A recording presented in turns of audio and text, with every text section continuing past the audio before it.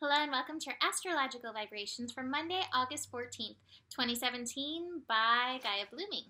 I am Mimi and our energy mantra for today is I align with the evolutionary power of my joy.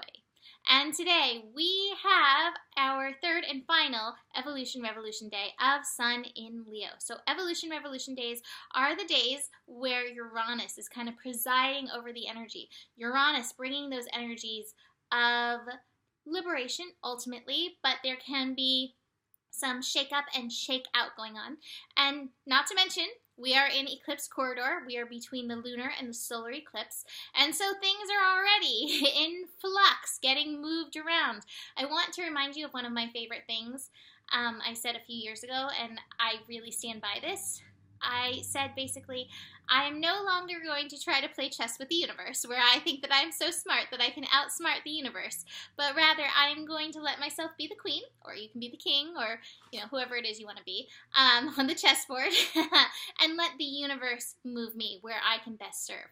And I think if we can utilize that energy between the Uranus, between all of these retrogrades, between this moon in Taurus, we will be in good standing with the things, with the universe. So today, this energy, we have the moon in Taurus making all of the connections. The moon in Taurus can be a very grounding, physical-based energy. And I think it's good. I think we could use a little grounding. There's so much fire going on, so the grounding can be very positive, a very positive force to keep moving us forward.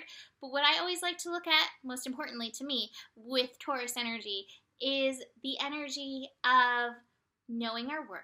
We've worked these worth lessons so much these years, and so this will definitely be coming into play as we move through this final Evolution Revolution Day, and as we move forward in our own personal production, because the other thing that Taurus rules is our talents, the beauty that we come to offer the world. And so my feeling is that some of these beauties, some of these talents that we have are coming up to be expressed. And that is the energy of Sun in Leo, to be able to express, to be able to perform, to be able to show off. I'm not necessarily saying show off, like be like, look what I can do. I can pat my head and rub my belly at the same time. It's not necessarily like that. But look, I can't do that.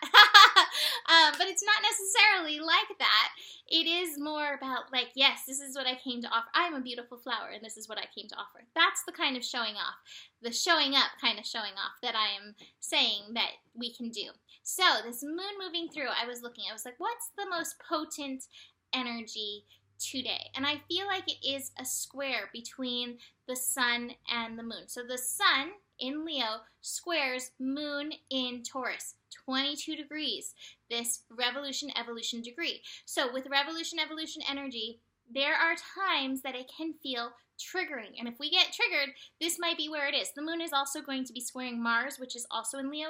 So we have these squares between like Taurus, the practical, and Leo, the extravagant.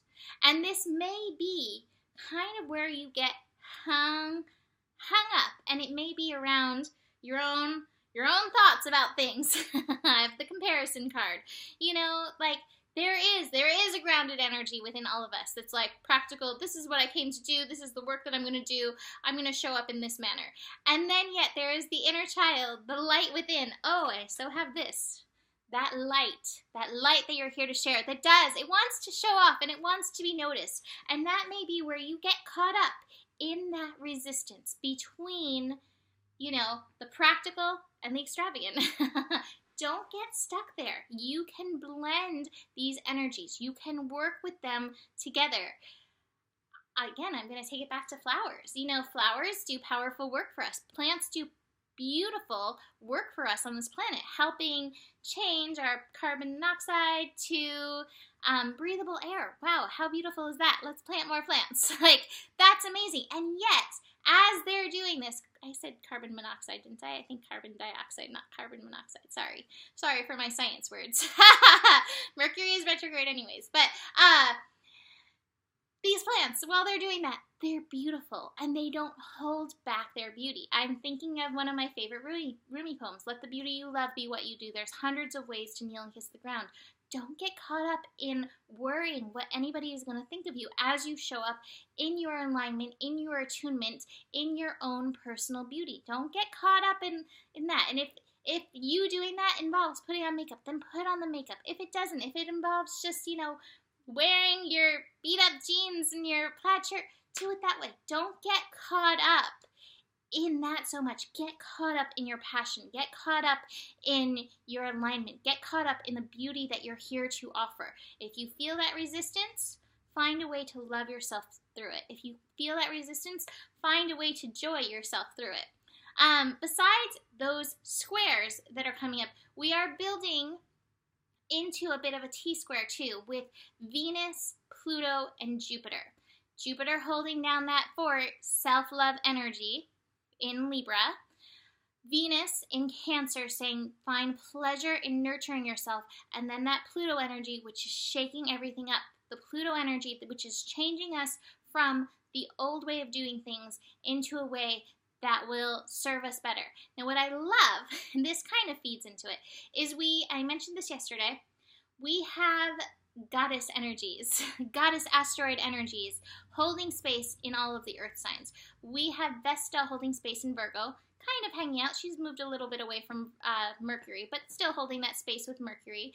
We have, who else do we have?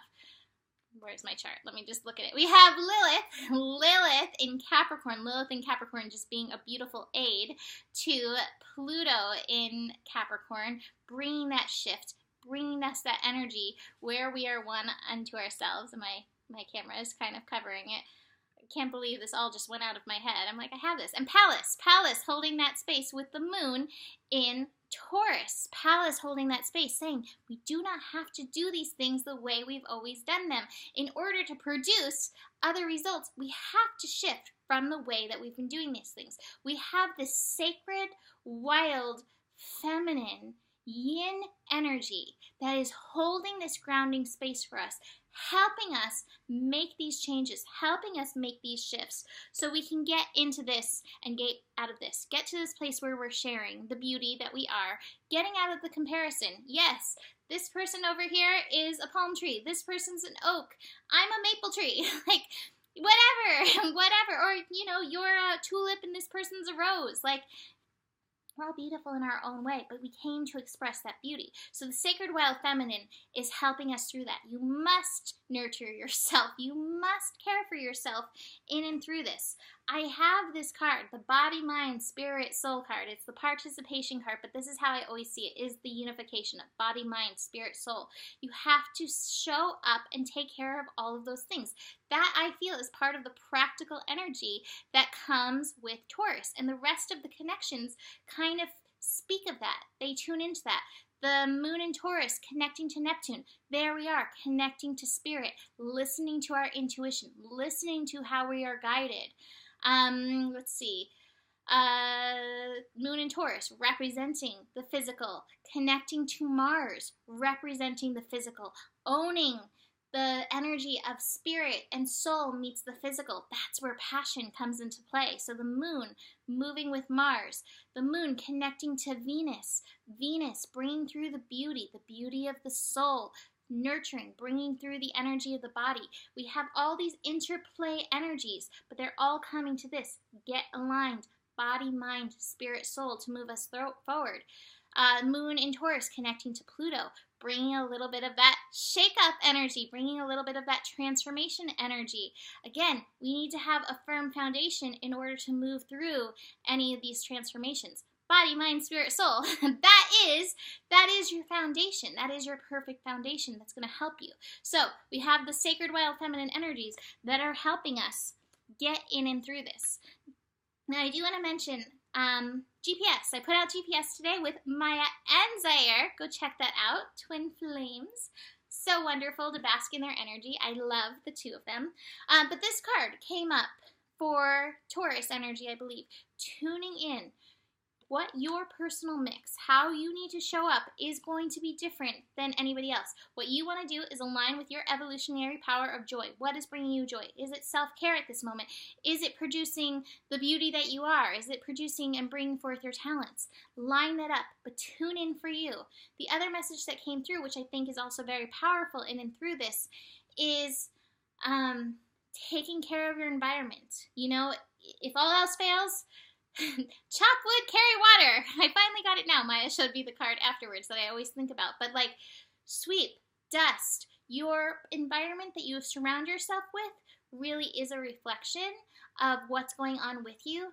And, you know, if it's what's going on within you isn't feeling good, then that's a chance to shift that around a little bit and take that on. Take on the task of that so that you can feel more secure and grounded in the energy that you're around. Speaking of energy that I'm around, come closer. Here's little Lala. See, she's doing a lot better. She's her Lala self. She's Lala-ing around. So to finish up, I love this card. I'm so excited. I haven't pulled this yet. She's like, ooh, you have grapes? Can I have some grapes? She won't eat the grapes, don't worry. But attune. The sacred tool of the staff. Tune, resonate, transmit. This staff symbolizes your vertical connection and attunement with spirit. So we're connecting on the spiritual level with the physical. Receiving this card counsels you to give yourself time to attune with your inner soul voice. There's the soul piece. Body, mind, spirit, soul. With the soul voice, and remember what actually nurtures you with inner satisfaction and joy. Connect with your creative inner source. This may mean spending more time in nature, meditation, creating, baking bread, singing, dancing, whatever brings you into your joyful alignment and attunement with your soul wisdom. The staff is a vertical axis mundi, the empty conduit that runs through the earth, our spines, molecules, all things. If you receive the staff in your reading, you may be served in evoking the energy of its energy. Sorry, I'm having Mercury retrograde reading problems. You may be served in evoking its energy to clear shadow issues of self-doubt, confusion, or uncertainty. Those things that get a grip on our self-worth. Look at your query through the lens of fully stepping into being a staff bearer. Also, put a stethoscope on your heart, not a literal one, but a stethoscope on your heart, attuned to that, your heart frequency. This card reminds you that like a tuning fork, you are a receiver and transmitter of divine vibration and frequency. So what frequency do you want to admit? And I think that's a really important question to ask ourselves now with the state of the world, where it's at. And always, but especially now, there's a lot going on. What frequency do you want to emit? How do you want to participate in the world at this time? You are always participating energetically in the world. Even if you're hermiting yourself, what frequency are you emitting? Is it one that is true to you? And if it's not, align with that evolutionary power of your joy. Make that shift, and it's powerful. That is powerful work to do. That can bring us into, here we go, the sharing. So, that's it for today. Check out our GPS. It was so fun having Zaire there with us. He brought some really beautiful, grounded intelligence and